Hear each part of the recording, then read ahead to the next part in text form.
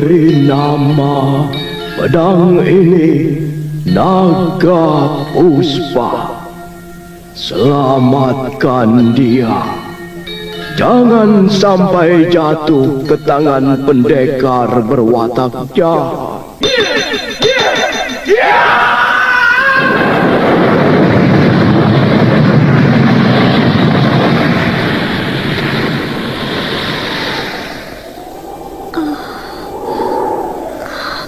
Kakang Kamandanu, kau masih juga tidak percaya bahwa aku mencintaimu. Mesin, maafkan aku, Mesin. Mesin, Mesin.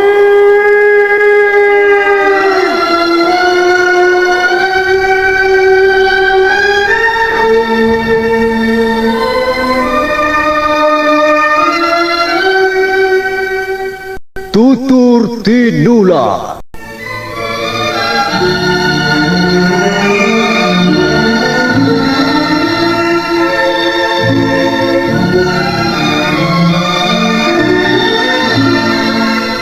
Sebuah sandiwara radio serial, produksi Sanggar Cerita dan teater Sanggar Prativi.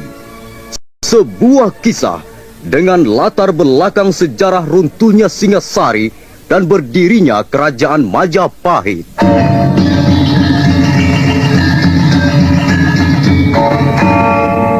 Sandiwara ini didukung oleh pemain-pemain radio yang sudah ternama.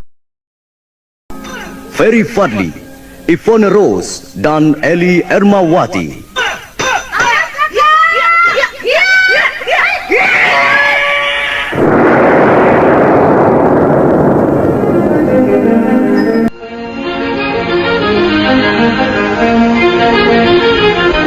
Naskah ditulis dan diolah oleh S. Tijab.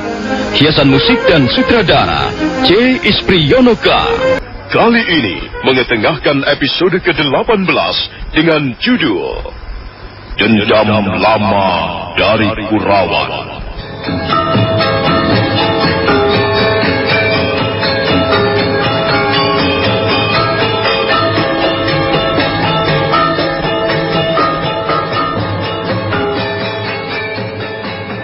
Dalam seri ke-529 ini didukung oleh para pemain M. Abud sebagai Arya Dwi Pangga, Margaret sebagai Dewi Sambi, Ferry Fadli sebagai Arya Kamandanu, Ivone Rose sebagai Sakawuni, dan Asdi Suhastra, pembawa cerita. Selamat menikmati.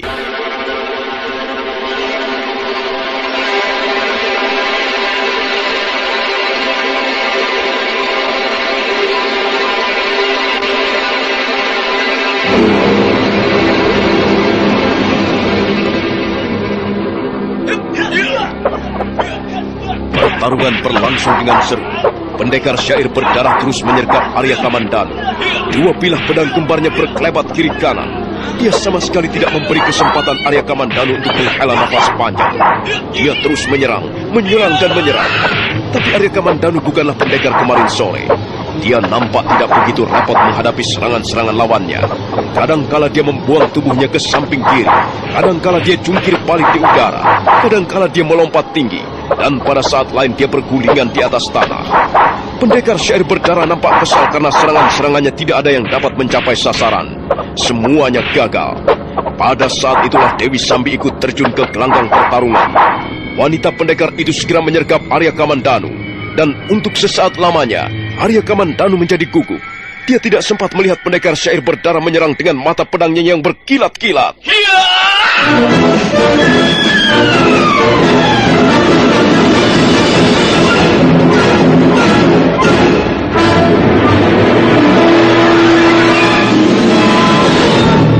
Arya Kamandanu terkejut. Dia meraba lengan kirinya yang mengucurkan darah. Sementara itu pendekar syair berdarah sudah kembali memperbaiki letak berdirinya. Dan Dewi Sambi sudah bersiap-siap untuk menyerang kembali. Tuan, nampaknya Tuan sudah dapat melukainya. Sebentar lagi aku akan membunuhnya. Kalau dia mau rendah hati sedikit, dia pasti akan segera mencabut pedangnya. Tapi kalau toh dia mau tetap menyombongkan dirinya, terserah. Aku tidak peduli. Aku mengundang kemari hanya untuk membunuhnya. Aku akan lebih senang sekiranya kau mau mengatakan siapa dirimu. Akulah seorang laki-laki dengan segumpal dendam menghiasi dada. Kuseret langkah-langkahku menyusuri jalanan berkabut. Ku genggam 2 bilah pedang untuk membunuh seekor anjing pengecut. Oh, alangkah tenangnya hidup ini. Oh, alangkah damainya hati ini. Alangkah sejuknya udara pegunungan jika api dendam telah dipadamkan. Jadi kau juga menaruh dendam kepadaku? Sudah sejak lama aku mencarimu, Arya Kamandanu. Sudah sejak lama aku menunggu kesempatan seperti ini. Kita bertemu dan bertarung. Biarlah alam menjadi saksi pertarungan kita ini. Dan nanti akan terbukti siapa yang lebih unggul. Sebutlah siapa namamu, dari mana asalmu, dan mengapa kau harus menaruh dendam padaku? Sudahlah, Tuan. Mengapa Tuan membiarkan dia terus mengoceh ke sana kemari? Dia hanya akan mencari-cari kelengahan kita. Ayo, Kamandanu. Kau baru terluka sedikit. Mengapa harus menjadi cengeng seperti seorang perempuan? Kalau begitu baiklah. Ayolah kita lanjutkan pertarungan. Majulah kalian bersama-sama. Tidak bakalannya aku meninggalkan tempat ini karena takut mati. Ayo, majulah. Kita bertarung untuk menyambung nyawa. Bagus, bagus. Kata-katamu membuat hatiku menjadi lega. Sekarang berhati-hatilah, Kamandanu. Waspadalah.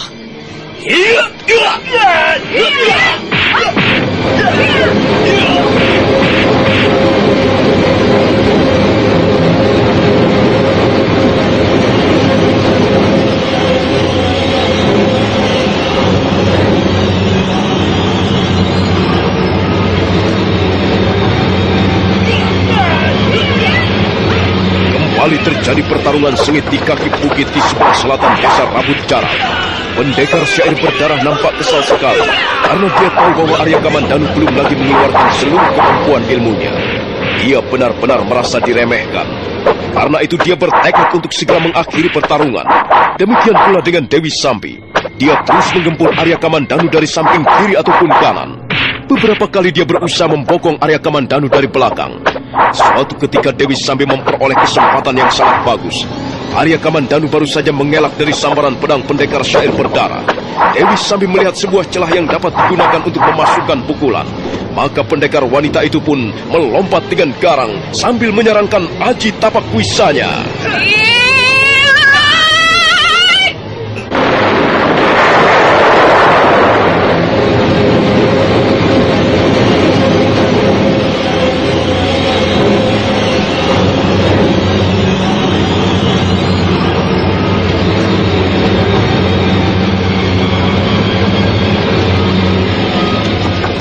Arya Kamandanu terkejut. Tubuhnya seperti didorong dari samping, kemudian dibanting ke sebuah pohon. Kepalanya terasa berdenyut-denyut, tapi dia berusaha untuk bangkit kembali. Dia sudah terkena aji tapak wisaku, Tuan. Sebaiknya kita terus menggempurnya. Aku yakin lama-kelamaan dia pasti akan kebobolan juga, Tuan. Tunggu, Sambi. Biar aku yang akan menghabisinya. Pendekar syair berdarah buru-buru menyarungkan kedua bilah pedangnya. Kemudian dia menarik mundur tubuhnya 2 langkah ke belakang. Dia bermaksud mengeluarkan aji kidung pamungkas. Tapi belum sempat dia mengucapkan mantra-mantra. Pada saat itulah Arya Kamandanu menarik pedang naga puspa.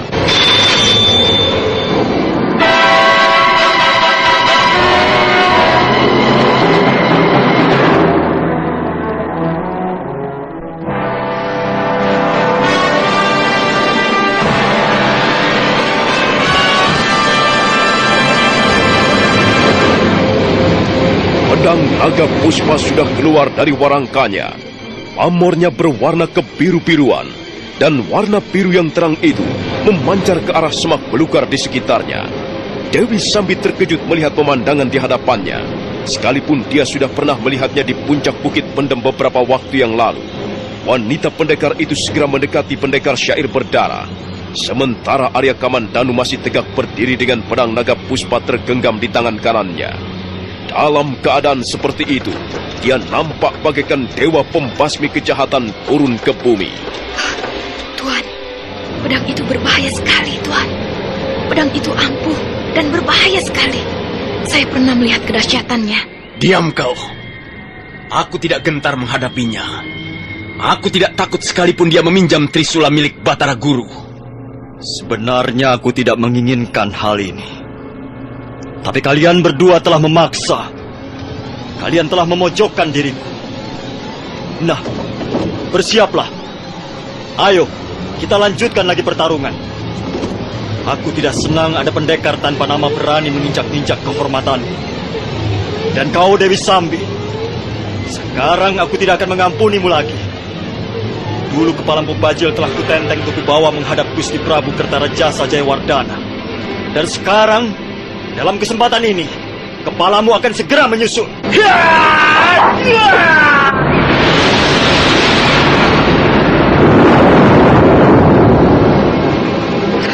Celaka, Tuan. Dia nampaknya mulai mengamuk. Dia bisa berbahaya sekali, Tuan. Celaka. Kita tidak mungkin melawannya. Bersama-sama, Tuan. Oh, dia berbahaya sekali jika menggunakan pedang pusaka itu. Aku ingin tahu sejauh mana kekuatan pedang itu. Jangan, Tuan. Kita lari saja. Ayo, Tuan. Cepat lari.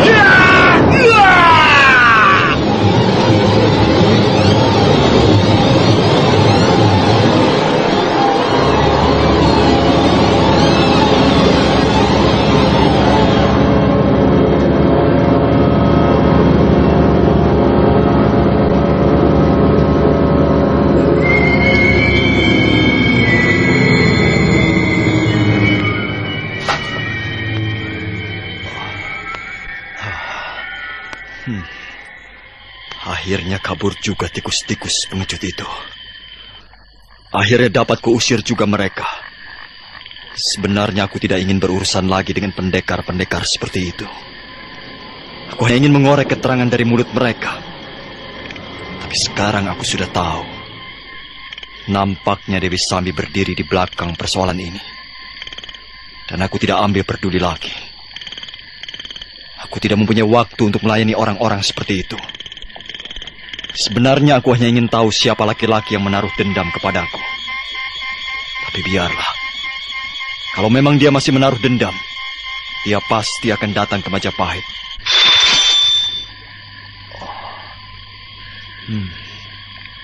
Aku sudah mencium hawa pagi. Aku harus segera kembali ke Majapahit. Aku tidak ingin Sakauni tahu bahwa aku telah memenuhi tantangan mereka. Aku tidak ingin istriku menjadi gelisah karenanya.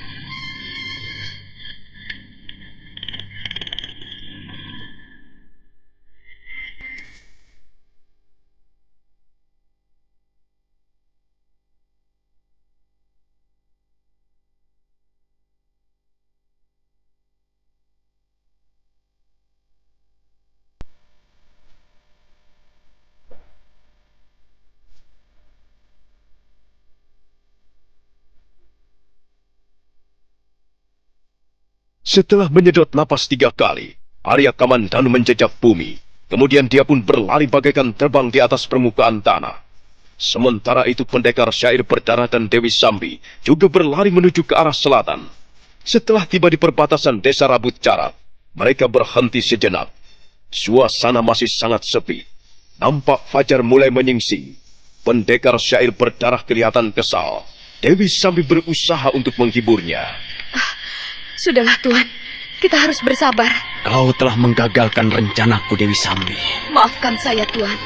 Ini semua demi kebaikan kita. Kita tidak mungkin melawannya.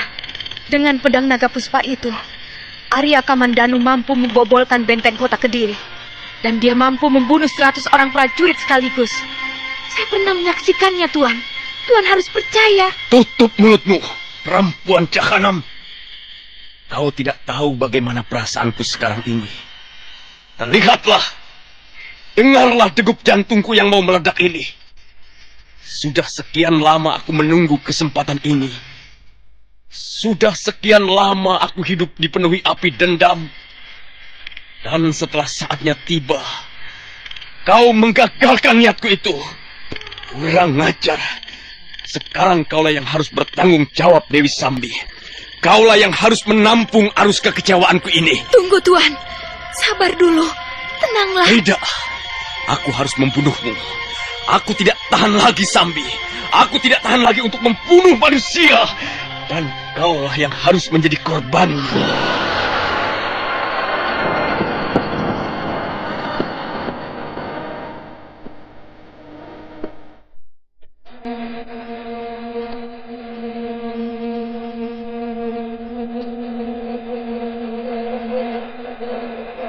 Baiklah, Tuan.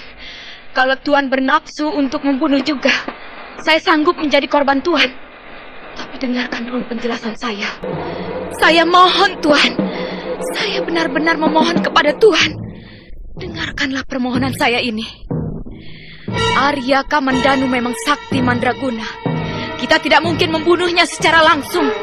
Tapi kita dapat mencari cara yang lain. Kita harus bersabar, Tuan. Kita harus mencari sebuah siasat yang jitu untuk menundukkan pendekar tangguh itu. Memang, saya sengaja menyeret Tuan agar segera pergi meninggalkan tempat itu. Saya tidak ingin Tuan terbunuh. Saya juga tidak ingin Arya Kamandanu menghabisi nyawa saya. Kita harus mampu mengukur diri, Tuan. Kita tidak boleh membalas dendam dengan cara membabi buta. Jika kita hanya menuruti nafsu, maka kita sendiri yang akan binasa. Sementara dendam kita akan kita bawa ke liang kubur. Apakah Tuan mau mengalami hal semacam itu? Apakah Tuan mau kita sama-sama binasa? Sementara Arya Kamandanu masih tegar berdiri menjadi panglima perang Majapahit. Nah, Tuan, saya sudah memberikan keterangan. Sekarang, kalau Tuan ingin membunuh saya, karena Tuan merasa kecewa, karena Tuan merasa saya rugikan, silakan. Saya rela mati di tangan Tuan.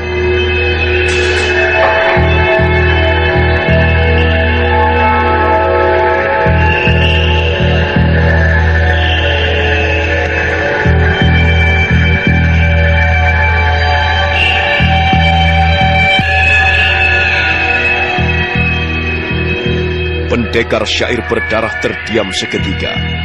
Dia tidak dapat berkata-kata lagi. Dia hanya berdiri tegak. Wajahnya menatap ke atas langit. Dan matanya memancarkan cahaya api dendam yang bernyala-nyala. Dan nampak dia berusaha untuk memadamkan api dendam itu. Tubuhnya sampai bergetar dengan hebat. Tangan-tangannya mengepal kencang. Dan wajahnya menjadi merah padam. Keluar semua urat-urat lehernya. Aku benci melihat kegagalan. Dinding-dinding karang yang bisu tidak akan mampu menghibur hatiku. Angin kencang bertiup membawa bau busuk. Aku terkapar di atas batu. Aku terbuang bagai seonggok sampah. Aku terhina bagai anjing kena gebuk.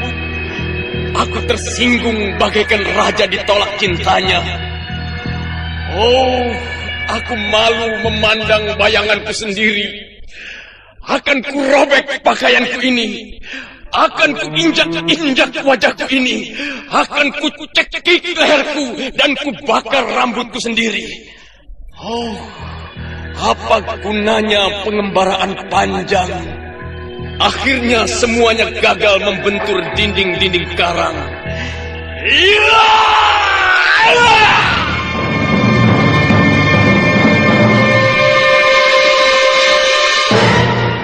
Buni? Mengapa kau duduk termenung di sini? Kau jadi pergi memenuhi tantangan itu, bukan? Iya. Aku penasaran. Aku ingin tahu siapa orang itu. Dan kau sudah berhasil menemuinya? Iya. Bahkan kami sempat bertarung. Siapa dia? Dia tidak mau menyebutkan namanya. Dia hanya mengatakan bahwa dia adalah seseorang yang menaruh dendam kepadaku. Aku tidak tahu mengapa dia menaruh dendam kepadaku. Dia tidak mengatakan apa-apa. Dia langsung mengajakku bertarung. Tapi ada satu hal yang perlu kau ketahui. Dewi Sambi ternyata terlibat dalam persoalan ini. Dewi Sambi? Iya. Sekarang dia bekerja sama dengan seorang pendekar untuk membalaskan dendamnya kepadaku. Rupanya wanita iblis itu masih berkeliaran, membawa-bawa api dendamnya. Kau harus berhati-hati, Kakang. Kau tidak perlu khawatir, Wuni. Tentu saja aku akan berhati-hati. Aku hanya ingin memastikan, apakah si pengirim surat itu bukan orang yang berasal dari dalam istana Majapahit ini. Sekarang aku menjadi lega. Ternyata dia orang luar. Dia tidak ada sangkut pautnya dengan masalah dalam negeri Majapahit. Maksudmu, dia hanya mempunyai persoalan pribadi? Iya. Dan bagiku, untuk mengatasi masalah ini jauh lebih mudah. Sudahlah, Wuni. Aku mau tidur. Sekarang aku baru merasakan mengantuk sekali. Sebenarnya tadi aku ingin menyusulmu, Kakang. Tapi aku segera mengurungkan niatku itu. Aku takut ini. Anak kita nanti... aku tidak ingin calon anak kita ini mengalami gangguan, Kakang. Tentu saja kau harus menjaganya baik-baik. Dia adalah darah daging kita. Dialah nanti yang akan meneruskan cita-cita orang tuanya. Kakang, kau mau tidur ya? Mari, baringkan tubuhmu di sini. Biarlah aku memijit kakimu. Kau tentu lelah sekali. Tidurlah, Kakang. Biarlah aku mengurut seluruh badanmu.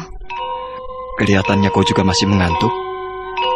Kalau kau masih ingin tidur, tidurlah. Tidak, Kakang. Aku akan mengurut badanmu. Setelah itu, setelah kau tidur, aku akan menyiapkan makanan pagi. Ayolah, Kakang, tidurlah. Nah, begitu. Bagaimana, Kakang?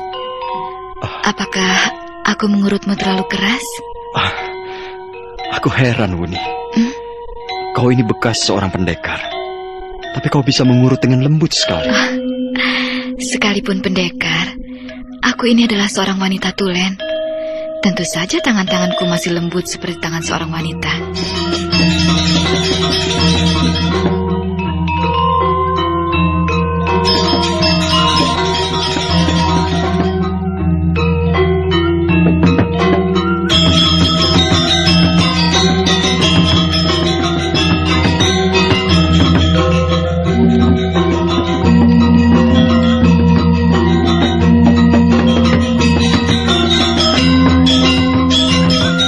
Sakawuni merasa lega melihat suaminya kembali dengan selamat. Dia lalu bekerja mengurut tubuh Arya Kamandanu yang terbaring di atas ranjang. Nah, saudara pendengar, bagaimanakah kelanjutan kisahnya? Silakan menunggu seri berikutnya. Sampai jumpa.